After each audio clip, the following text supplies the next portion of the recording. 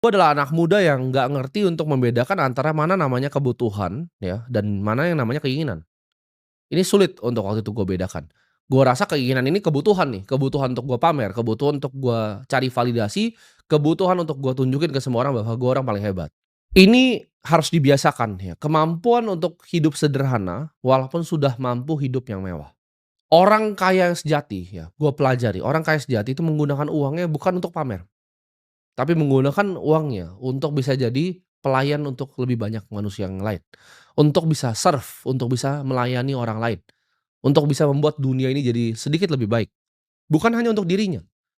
Karena kalau untuk dirinya itu nggak ada habisnya. Hedonisme itu tidak ada habisnya. Treadmill itu adalah lingkaran kayak nggak pernah bisa berhenti.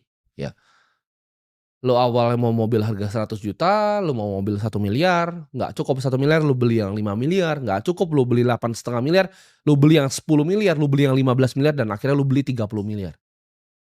Itu nggak ada habisnya. Orang kaya sebenarnya tahu fungsi uang itu lebih baik digunakan untuk orang lain dibanding untuk diri sendiri. Ingat, iri hati dan impulsif itu adalah musuh dari orang kaya. Ya, ketika sudah punya uang sedikit, akhirnya impulsif.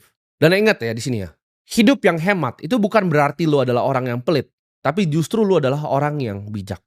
Jangan hanya beli barang itu untuk pamer, ya, tapi beli barang itu untuk fungsinya.